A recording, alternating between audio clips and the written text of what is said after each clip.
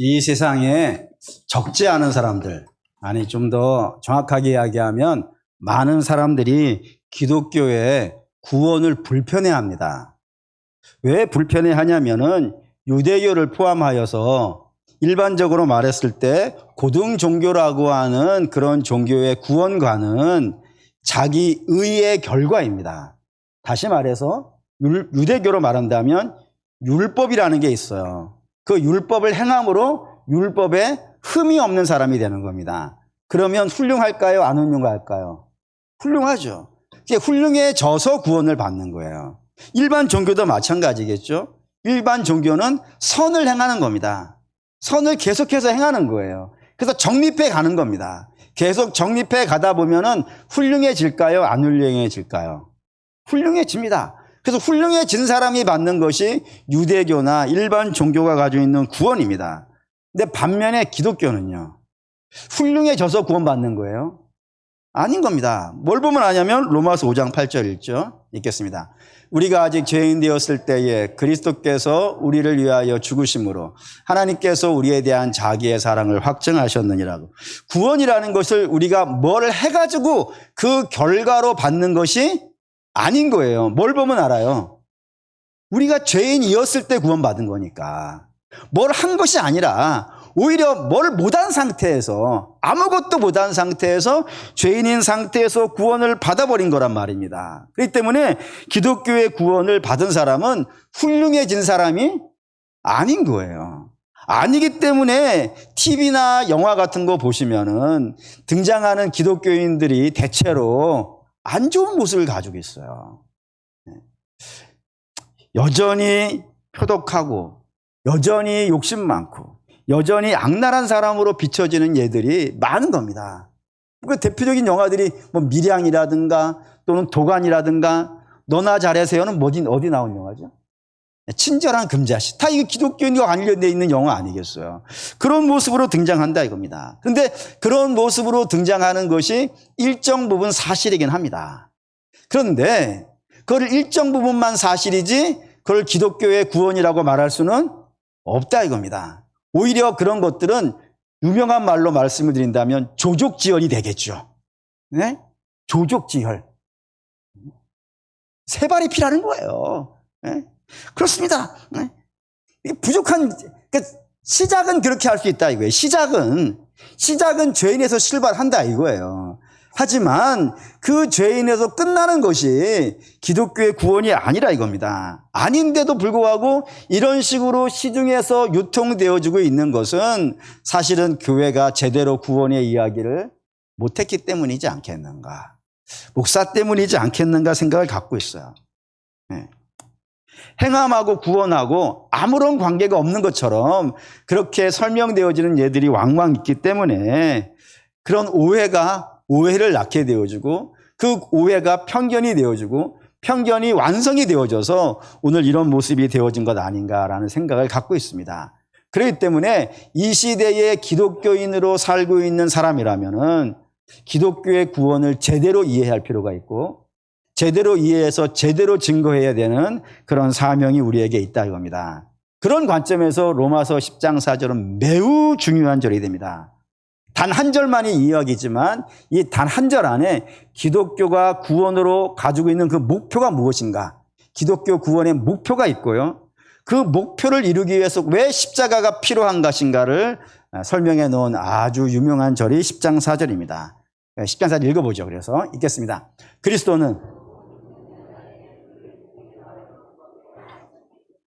한 절이지만 두 가지 내용이 들어있습니다. 그 첫 번째는 무엇이냐면 그리스도가 율법의 마침이 되셨다라는 것이 하나는 문장으로 들어있고 또 하나는 두 번째로 모든 믿는 자의 의를 이루시려고 하고는 구가 하나가 들어있어요. 문장과 문구가 하나가 들어있어요. 이 두 가지를 여러분에게 말씀을 드려야 되는데 이해를 돕기 위하여서 뒤에 것부터 하도록 하겠습니다.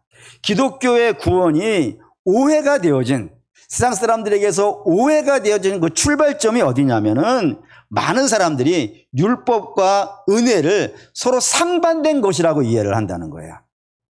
서로 다른 것이라고. 그래서 율법이 있는 곳에는 은혜가 없고 은혜가 있는 곳에는요 율법이 없다라고 생각한단 말입니다. 근데 이 말은 율법이 있는 곳에는 은혜가 없고 은혜가 없는 곳에는 율법이 없다. 이 말은 하나는 알지만 다른 하나는 모르는 내용이 되어진다 이겁니다. 우리 아는 것부터 하죠. 하나 아는 건 뭐냐면 율법은 그 구원의 방법으로 무엇을 가지고 있냐면 행함이라는 걸 가지고 있어요. 반면에 은혜는 구원의 방법으로 무엇을 가지고 있는 거예요? 믿음을 가지고 있는 거예요. 그러니까 율법은 행함을 기준으로 가지고 있고 은혜는 믿음을 가지고 있다고요. 그러니까 행함과 믿음이 여기서 발생되는 겁니다. 그래서 서로 위치가 행함과 믿음이라고 하는 것이 서로 반대에 있는 것 같이 보인단 말이에요. 그리고 실제로 반대에 있어요. 그런데 이 반대에 있는 율법과 은혜가 지향하고 있는 목표는요, 똑같다 이겁니다. 그러니까 반대에 있다니까요. 율법은 행함이라는 걸 갖고 있고 은혜는 믿음이라는 걸 갖고 있어요. 그래서 자리를 잡고 있는 건 서로 반대쪽의 자리를 잡고 있지만 그 둘이 가고자 하는 곳은 다 뭐라고요? 의라고. 의를 목표로 가지고 있다 이겁니다. 그럼 여기서 말하는 의는 뭘까요, 여러분? 구약으로 얘기할까요? 레위기 11장 45절 읽겠습니다. 나는 너희의 하나님이 되려고 너희를 애굽 땅에서 인도하여 낸 여호와라. 내가 거룩하니 너희도 거룩할지니라 했습니다. 레위기는 전형적인 율법책입니다. 그 율법책에 율법을 너희에게 요구하는 목적이 나온 거예요. 왜 너희에게 이 율법을 읽고 율법을 습득하고 율법을 행하라고 말하냐면은 내가 거룩하니 너희도 거룩해야 된다 이거예요. 그 율법을 행함으로 거룩해지기 위해서 율법을 주셨다 이겁니다. 그러면 이게 구약이에요. 그럼 신약은 다를까요? 같을까요? 베드로전서 1장 16절입니다. 읽을게요. 기록되었으되 내가 거룩하니 너희도 거룩할지어다 하셨느니라. 그 말씀을 레위기 말씀을 베드로도 그대로 가져와서 얘기하는 거예요. 내가 거룩하니 너희도 거룩하라고. 하나님께서 은혜를 베풀어 주시는 그 목적과 이유가 뭐라고요? 너희 거룩해야 돼. 너희 거룩해야 되는 겁니다. 구약과 신약이 똑같은 목적을 가지고 있다고요. 그럼 여기서 거룩은 뭘까요, 여러분? 뭐를 거룩이라고 할까요? 거룩이라는 말은 우리식으로 표현한다면 구별됨입니다. 뭐하고 구별되는 걸까요? 세상하고 구별되는 겁니다. 그러면 세상하고 구별된다 했을 때 세상은 이런 모습이야. 그러면 구별되어진 자의 모습이 있겠죠. 그래야 뭐가 구별되는 것 아니겠어요. 그러니까 세상은 이런 모습이지만 거룩한 자의 모습은 이렇게 되어지는 전형적인 모습이 하나가 있습니다. 그 모습이 누구의 모습일까요? 예수님의 모습이 되는 거예요. 세상은 이런 모습을 가지고 있지만 너희는 이런 모습이 돼야 되라고 모델로 보여주신 것이 예수 그리스도의 모습이라고요. 그렇기 때문에 성도는 이런 모습을 닮아가게 돼 있단 말입니다. 에베소 4장 13절 있겠죠. 우리가 다 하나님의 아들을 믿는 것과 아는 일에 하나가 되어 온전한 사람을 이루어 그리스도의 장성한 분량이 충만할 때까지 이르니라. 여기 우리가 누구예요? 구원받은 자라니까요. 그 구원받은 자에게 요구되어지는 것은 너희는 옛날에는 구원받기 전에는 세상에 속해 있었고 세상을 따르는 자였지만 이제 구원받은 너희는 어디로 가야 된다고요? 온전한 사람이 되어야 된다니까요. 그 온전한 사람의 모델이 뭐라고요? 그리스도라고요. 그 그리스도의 장성한 분량까지, 그리스도의 인격과 그리스도의 삶과 그리스도의 성품, 그 총체적인 예수 그리스도의 그 장성한 목적지까지 너희는 자라가야 된다라고 요구한다 이겁니다. 그러니 구약이 요구하는 것과 신약이 요구하는 건요, 다르지 않습니다. 율법이 이루려는 것과 은혜가 이루려는 건 같아요. 둘 다 뭐라고요? 거룩이고 둘 다 의라 이겁니다. 단 방법이 구약은 뭘로 하려고 하고요?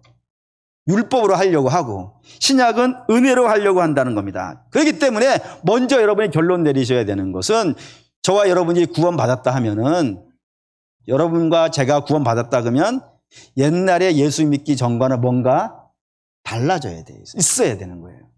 장성했느냐 장성하지 않고 아직 미약하느냐 이런 차이는 있을 수 있어요. 장성한 분량까지 자라간다는 거는 시간이라는 게 들어가거든요. 씨를 심었는데 싹이 났으면 가을에 추수할 때까지는 시간이 있는 거 아니겠어요. 그것처럼 구원을 받았다 그러면은 지금은 저자씨만큼 작은 것일지는 모르겠지만 시간이 들어가면요, 세상의 모든 나무보다 크고 멋있고 훌륭하게 되어져 가야 되는 그 결과는 있어요. 하지만 그건 다음 문제이고, 구원받았다 그러면 반드시 증거로 변화가 있는 거예요. 옛날하고는 달라진 게 있는 거예요. 근데 옛날하고 달라진 것이 없어. 그럼 여러분 심각하게 고민하셔야 되는 겁니다. 심각하셔야 되는 거예요. 내가 구원받았다 그러는데, 나는 그렇게 알고 있는데, 내가 예수 믿기 전과 예수 믿은 후가 하나도 다른 게 없어. 똑같아. 라고 한다 그러면 여러분 이건 사실 굉장히 심각한 문제인 거예요. 그때 뭔가 구원을 받았다 그러면 반드시 그 강도와 길이와 뭐 너비와 이런 차이는 좀 있을 수 있겠지만 반드시 뭐는 있다고요? 변화는 있다는 사실을 먼저 기억하셔야 된다 이겁니다. 근데 이제 문제는 구약은 뭘로 하려고 했다고요? 율법으로 하려고 했다고요. 근데 신약은 뭘로 하려고 한다고요? 은혜로 하려고 한다고. 이게 왜 이쪽으로 넘어왔을까요? 라는 거예요. 왜 은혜가 여기에 들어왔을까요? 물론 구약에도 은혜의 이야기는 있지만 분명하게 하기 위해서 십자가라는 걸 이야기하는 신약이 등장하니까 왜 율법으로 하라고 했던 것을 신약에는 은혜로 이걸 대치시켰을까요? 그 중요한 이유가 있습니다. 에베소 2장 1절 읽겠습니다. 그는 우리가 구원받기 전의 모습을 설명을 해놨어요. 구원받기 전의 모습을 뭐라고 했다고요? 허물과죄로 죽어있는 자라고요. 허물과죄로 죽어있다는 그 죽어있다는 의미를 여러분에게 말씀드려야 될 것 같아요. 창세기 2장 7절입니다. 창세기 2장 7절 읽겠습니다. 여호와 하나님이 땅의 흙으로 사람을 지으시고 생기를 그 코에 불어넣으시니 사람이 생령이 되니라 했습니다. 여기 생령이라는 단어를 여러분이 주목하셔야 되는데, 이 생령이라는 단어가 영어로 a living being입니다. 이 being이라는 단어는 존재라는 뜻이고요. 그 앞에 living이라는 것은 살아있다는 겁니다. 그러니까 살아있는 자가 됐다 이거예요. 그러면 처음에 사람의 시작이 뭐라고 되어 있냐면 흙이라고 되어 있단 말이에요. 흙이 살아있는 생령이 되는 겁니다. 어떻게 해서요? 이유가 있을 건 아니겠어요. 뜬금없이 되는 게 아니라 흙이라는 거는 그냥 흙이에요. 그 흙이 살아있는 자가 되기 위해서는 반드시 그 사이에 어떤 뭔가 역사가 있어야 되는 건 아니겠습니까? 에? 뭐 하다못해 된장으로 된장찌개를 끓이려고 그래도 그 사이에 물에다 집어넣고 끓이고 꼬치 넣고 하는 일 하잖아요. 모른 척 하지 말고 아는 척. 흙이 생명이 되는 거예요. 그러면 그 사이에 뭐가 있다는 거 아니겠어요? 뭐가 들어간 거예요? 하나님의 생기가 들어왔어요. 하나님의 생기가 들어와서 흙과 하나님의 생기가요, 하나가 되어져 있는 상태가 생명이에요. 그걸 살아있다 그러는 거예요.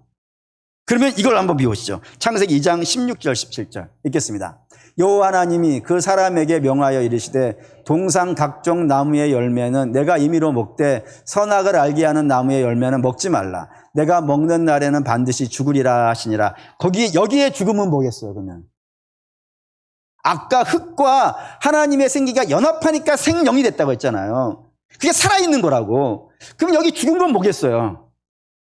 그게 분리되어진 거예요, 다시. 그래서 흙은 흙으로 돌아가는 거예요. 하나님의 법은 하나님이 알았단 말이에요. 그래서 하나님과 사람이 구별되어져 있는 상태, 분리되어져 있는 상태, 그걸 뭐라 그런다고요? 죽었다 그러는 거예요. 그걸 죽었다 그러는 거예요. 몸이 죽는 거는, 그거는 시간이 지나면 좌절로 죽는 것이고, 살아있다고 죽었다의 기준은 저가 하나님과 붙어 있느냐, 아니면 하나님과 불순종으로 말미암아 분리되어져 있느냐, 그 차이라 이겁니다. 그렇기 때문에 에베소 2장 1절에 허물과 죄로 죽어있다는 것은 허물과 죄로 말미암아, 그들이 불순종으로 말미암아 거룩하신 하나님과 죄 많은 인생이 나누어져 버린 상태, 그런 상태를 죽어있다라고 그런단 말입니다. 문제는 그렇게 분리되어지자, 하나님과 사람이 분리되어지자 나타나게 되는 현상들이 있다 이겁니다. 그 현상들을 성경은 이렇게 설명해요. 뭐라 하냐면 하나님께서 여전히 좋은 거를 주세요. 죄 짓기 전에만 좋은 걸 주신 것이 아니라 죄 짓고 나서도 하나님은 계속해서 좋은 거를 주세요. 근데 아무리 좋은 거를 주신다 하더라도 그 좋은 것으로 을을 만들어내더라, 못 만들어내더라. 못 만들어내더라 이겁니다. 그 증거가 쭉 등장하는데 첫 번째로 등장한 것. 사람이 3장의 죄를 지은 거로 됐어요. 창세기 3장에. 그러면 3장 뒤는 뭐가 있겠어요? 네, 얼마나 쉬워요. 4장 있어요.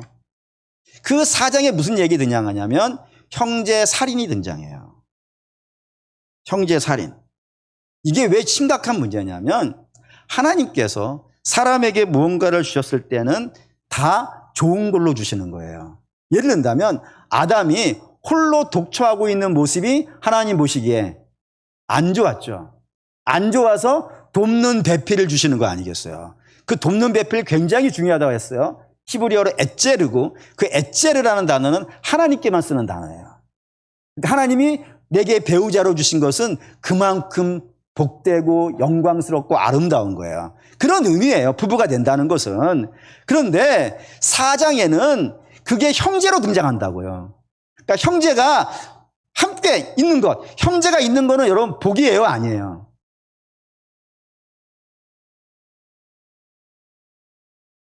혹시 뭐 형제에게 사기당했던 분이라든가 이런 분들이 계시다 보면 좀 미안하긴 하지만 형제가 내게 있다는 것은요 굉장한 복이에요.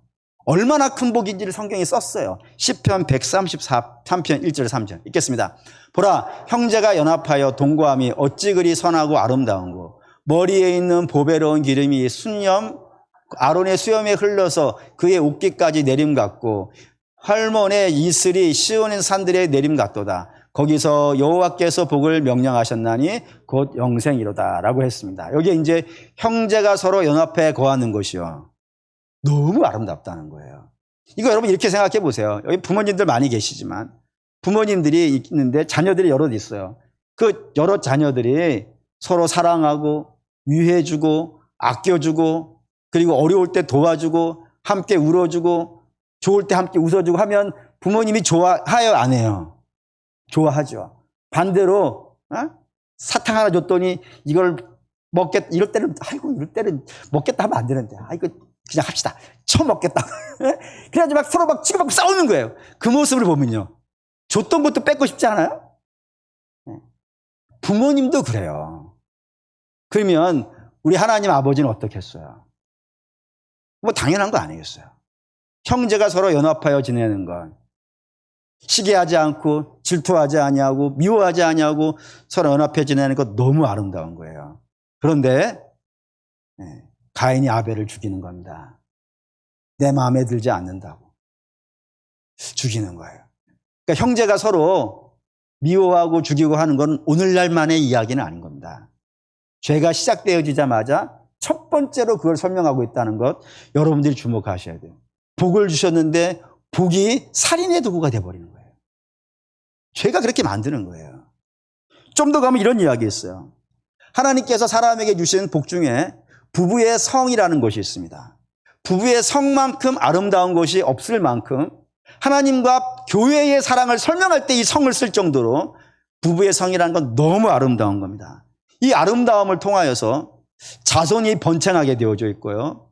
또한 서로 간의 깊은 신뢰와 사랑을 나눌 수 있는 하나님의 주신 복으로 부부의 성이 동원되어지고 있습니다. 그런데 죄가 들어오는 거예요. 부부의 성에. 그러면 이 성이 타락해 가는 겁니다. 타락해 가는데 이렇게 되어 있어요. 창세기 4장 19절 읽겠습니다. 라멕이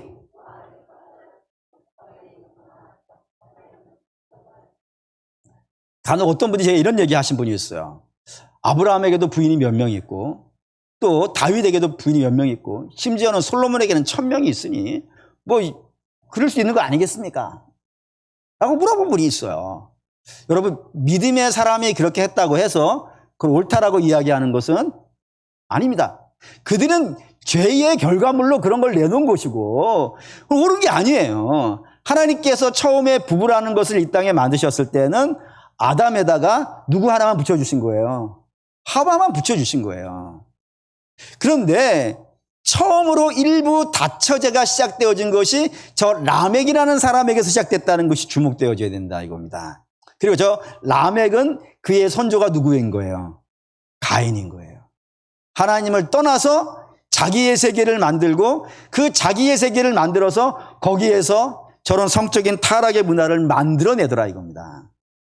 이게 레위기 20장에 가면 더 세게 나와요. 레위기 20장은 성경에 이렇게 표현되어져 있어요. 너희가 가나안에 들어가서 반드시 죽여야 될 자가 있다 이겁니다. 그게 세 종류의 사람이 등장해요. 세 종류의 사람이 등장하는데 세 번째로 등장하는 게 뭐냐면 성적인 타락이라고 되어 있어요. 이게 몇 절에 걸쳐서 등장하냐면 10절에서부터 21절까지 등장해요. 총 12절 등장한다 이겁니다. 일단 12절에서 느낌이 팍 오죠? 그래도 이게 얼마나 많은지를 좀 비교해 드려야 될 것 같아요. 그 레위기 20장에 세 가지가 등장하는데 그 첫 번째가 무엇이냐면은 성경에서 나오는 죄 중에서 가장 센 죄가 하나가 있어요. 가장 센 1번으로 등장하는 죄가 있어요. 그게 뭘까요? 그게 우상숭배예요. 그러니까 10계명도 1계명, 2계명이 우상숭배잖아요. 그러니 이 우상숭배가 제일 심각한 죄예요. 이 죄가 2절에서부터 시작하여서 8절까지 나와요. 총 7절 등장해요. 물론 7절에서 느낌이 좀 오죠. 그 다음 두 번째로 등장하는 게 있어요. 그게 뭐냐면 부모를 저주하는 거예요. 이거 심각해요, 안 심각해요? 심각한 거예요, 여러분. 나를 낳아준 부모를 못 알아보는 거 아니에요, 저주가. 얼마나 심각해요. 근데 그거 한 절 나와요. 그런데 성적인 타락에 대해서는 12절 나와요. 뭐 근친 상간에서부터 시작하여서 수간에 이르기까지 뭐 윤간, 뭐 별의별 성폭행 몽땅 다 등장해요. 그렇게 많이 등장한다는 것은 죄가 가득한 문화 속에 성적인 타락이 얼마나 보편적으로 일어나는지를 볼 수 있는 장면 아니겠어요. 그런 이야기들이 등장한다 이겁니다. 이게 신약에도 나와요. 신약에 로마서 1장 24절 있습니다.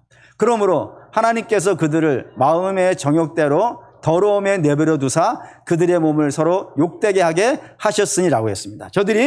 하나님이 저들을 마음의 정욕대로 내버려 둔 이유는 뭐냐면 저들이 하나님을 거부했다 이거예요. 하나님을 거부했다고요. 하나님이 하나님됨을 거부했다고요. 그래서 하나님이 저들을 그 마음대로 내버려 뒀다 이겁니다.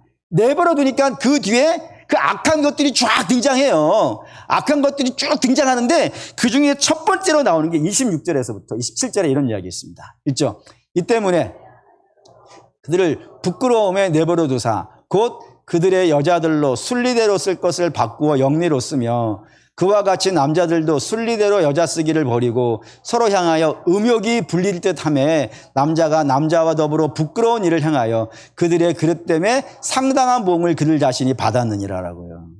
성적인 타락이 등장하는 거예요. 맨 처음으로 가장 아름다운 것이 가장 심각하게 타락하는 거예요. 여러분, 더러운 것은 조금 더러움이 타도 어때요? 이렇게 얘기할까요? 저한테는 너무나도 소중한 운동화가 하나가 있어요. 제 큰딸이 선물해 준 거예요. 근데 그게 아직 하얘요. 아직 하얀 이유는 뭐겠어요? 못 신어요. 그래서 지난번에 등산 갈 때도 이렇게 안고 다녔어요. 우리 집사님들 놀리고 막 그랬는데 깨끗한 건 말이죠. 먼지 하나만 떨어져도요. 추하고 더러워요. 근데 더러운 것에 위에 더러운 것이 떨어지면요. 별로 안 더러워요. 근데 이 성적인 타락이 왜 제일 먼저 등장하는지 아시겠죠? 가장 아름다워야 되는 거예요. 가장 아름다운 것이 가장 심각한 타격을 받고 있는 것이 죄의 문제로 등장하고 있고 그 모습이 동성애라는 걸로 등장하고 있다는 걸 여러분들이 주목하셔야 된다 이겁니다. 죄는 아름다운 것을 타락시키는 힘이 있어요. 이게 삶만 그런 게 아니고요. 종교적인 문제도 마찬가지라 이겁니다. 하나님께서 이스라엘에게 아주 아름다운 종교적인 상징을 두 가지를 주셨어요. 그 첫 번째가 무엇이냐면 성전입니다. 성전은 여러분 너무 아름다운 거예요. 너무 아름답기 때문에 이거를 다른 걸로 설명할 수 없어가지고 모세의 성막이든 솔로몬의 성전이든 말이죠. 가장 비싸고 가장 귀하고 가장 멋진 걸로 만들게 돼 있어요. 그렇게밖에 설명할 방법이 없어서 성전이 너무 아름다워 다른 걸로 설명할 수 없으니까 사람의 눈에 봤을 때 제일 멋있는 걸로만 다 치장을 해놓은 거예요. 그런데 그 아름다운 성전이 어떻게 되냐면 마태복음 21장 13절 읽겠습니다. 그들에게 이르시되 기록된 바 내 집은 기도하는 집이라 일컬음을 받으리라 하였으니 너희는 강도의 소굴을 만든도다 하시니라. 그 아름다운 성전이 어떻게 된다고요? 예, 강도의 소굴이 되더라 이거예요. 여러분 생각해 보셔야 된다 이겁니다. 거룩한 제사가 드려져야 되는 곳이 강도의 소굴이 되어진다. 그래서 하나님 어떻게 하십니까? 그 성전을 헐어버리시는 거예요. 여러분 간혹 교회를 성전이라고 그러는 건 그냥 상징적인 의미로 성전이라고 부를 수는 있겠지만 사실 정확하게 말하면은 이 시대에는 성전이 없어요. 왜? 하나님이 헐어버렸거든요. 하나님이 헐어버린 걸 누가 세워요? 여러분 반면에 하나님이 성전이라고 한 게 있어요. 그게 뭐냐면은 신약시대의 성전은 예수 그리스도가 성전이에요. 또 하나가 있죠. 너희가 하나님의 성전인 것과 하나님의 성령이 너희 안에 거하시는 걸 알지 못하느냐 하면서 성도를 성전이라고 했어요. 그럼 이 둘이 동급이어야 되는 거예요, 지금. 하나님께서 그 눈에 보이기에 멋있는 성전을 헐어버리시고 이제 눈에 보이지 않는 성전, 예수 그리스도와 성도를 성전으로 만드셨단 말이에요. 그러면 우리는 예수님을 모델로 딱 삼고 우리는 아직은 온전치 못하지만 예수 그리스도의 그 영광된 성전을 바라보면서요 닮아가야 되는 거예요. 근데 그 죄가 그 성전을 타락시켜버리는 겁니다. 더 가볼까요? 율법도 예외가 아닙니다. 율법 로마서 2장 20절에서 23절 읽겠습니다. 있는 지식과 진리의 보본을 가진 자로서 어리석은 자의 교사요 어린아이의 선생이라고 스스로 믿으나 그러면 다른 사람을 가르치는 내가 내 자신은 가르치지 아니하느냐? 도둑질하지 말라 선포하는 내가 도둑질하느냐? 간음하지 말라 말하는 내가 간음하느냐? 우상을 가증히 여기는 내가 신전 물건을 도둑질하느냐? 율법을 자랑하는 내가 율법을 범함으로 하나님을 욕되게 하느냐 했다 이겁니다. 율법이 주어진 목적은 알고만 있으라 아니면 알고 행하라. 알고 행하라고 한 거란 말이에요. 근데 이 유대인들은 율법을 알고 행하는 걸로 가지고 있는 것이라 아니라 아는 걸로만 가지고 있더라 이겁니다. 무엇을 보면 아는 걸로만 가지고 있다라고 평가를 하냐면 율법을 주신 목적은 그 율법을 행함으로 말미암아 내가 얼마나 악한 죄임을 알라고 하신 거예요. 그러니까 나를 보고 알라고. 그 율법이 내가 해가지고 내가 율법을 못 지키는 자이구나라고 깨닫고 하나님 앞에 회개하라고 준 거란 말이에요. 그런데 그 율법을 갖고 아는 걸로 뭐만 하더라고요?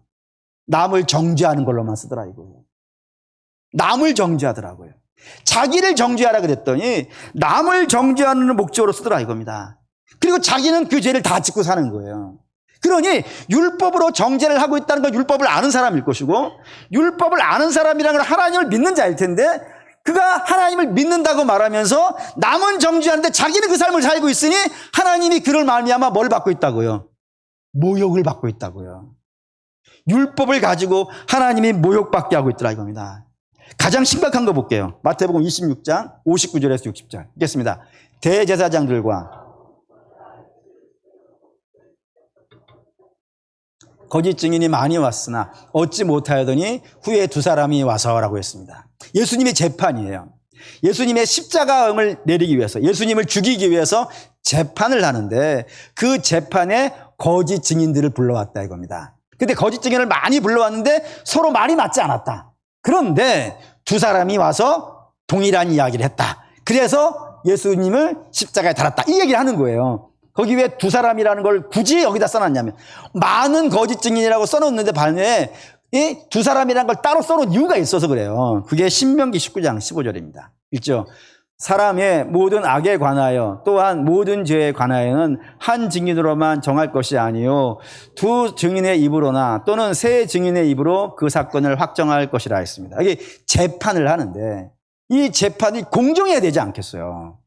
공정하려면 한 사람이 와가지고 이렇게 편견과 이런 거에 사로잡혀 얘기를 하면은 잘못된 재판을 할 수 있으니 잘못된 재판을 하지 못하게 하기 위해서요. 최소한 두 사람 이상의 재판 증인이 와서 고발을 해야 된다라고 한 거예요. 그러니까 저 율법을 준 것은 억울한 사람이 없게 하려는 거예요, 지금. 공정한 재판이 되게 하려고. 그런데 저 유대인들이 저 율법을 가져다가 억울한 자를 죽였다 이거예요. 예수 그리스도를 저 율법으로 죽이더라 이거예요. 그러면 율법을 제대로 쓴 거예요? 못 쓴 거예요? 못 쓴 거예요. 하나님이 율법을 제대로 쓰라고 줬는데 그 율법을 갖고 예수님을 죽여버렸으니, 무죄한 죄를 죽였으니 그 율법을 망쳐버린 거죠.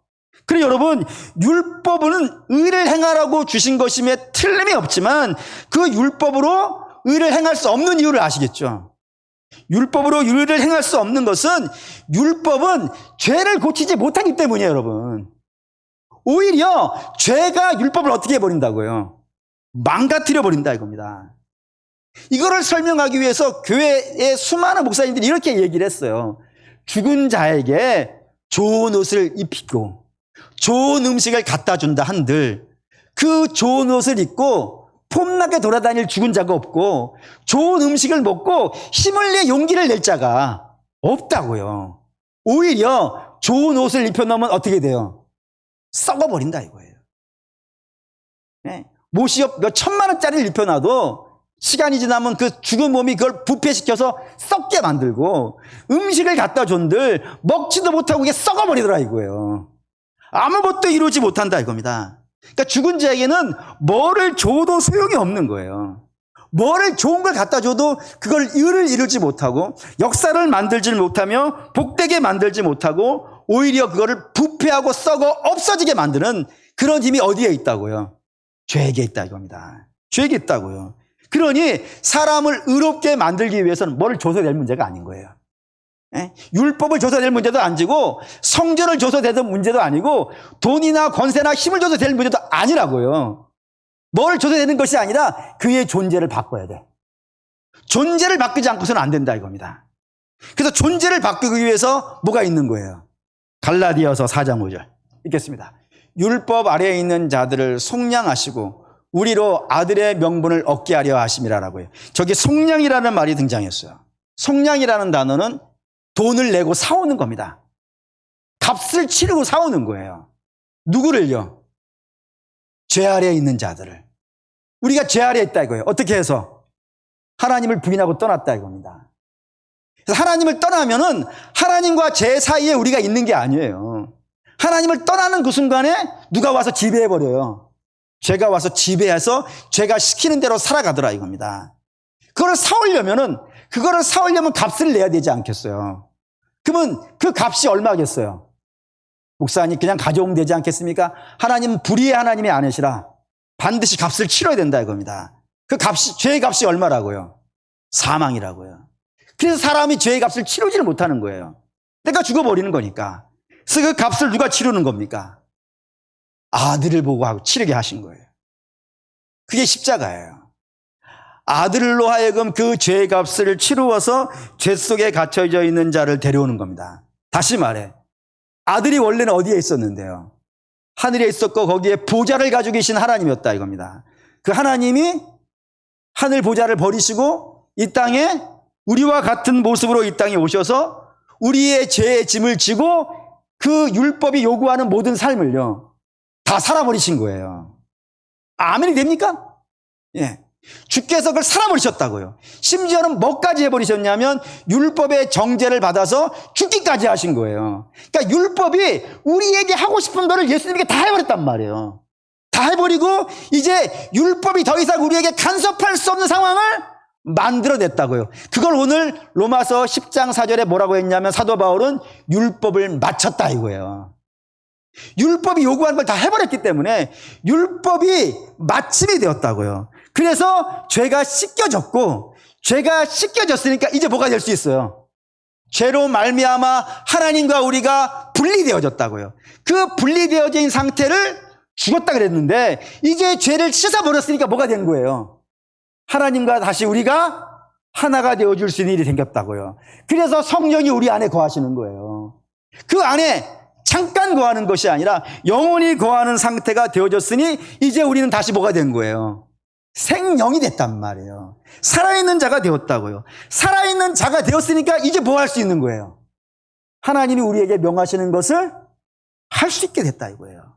할 수 있게 되었다고요. 그러니 사랑하는 성도 여러분, 사도 바울이 율법을 주장하는 자들에게 율법으로 구원을 받아야 된다라고 말하는 자들에게 이거 말하는 거예요.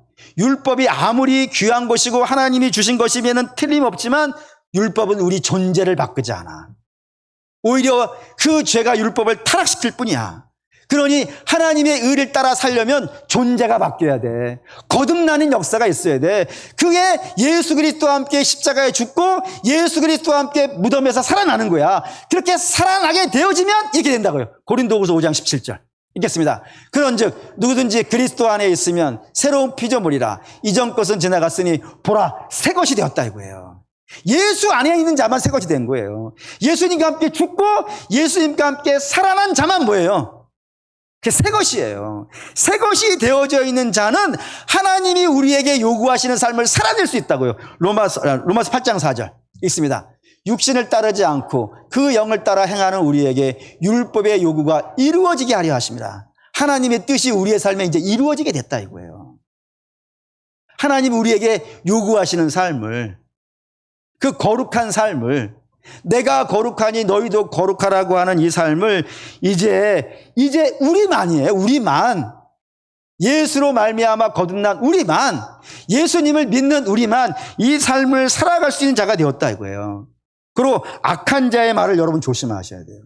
악한 자의 말은 은혜는 율법과 상관없어. 은혜하고 율법은 딴 거야 라고 말하는 말을 여러분 조심하셔야 돼요. 율법은 은혜의 삶을 살게 하진 않지만 은혜는 율법의 삶을 살 수 있게 해요. 그게 영광스러운 삶이에요. 그 삶을 살 수 있다니까요.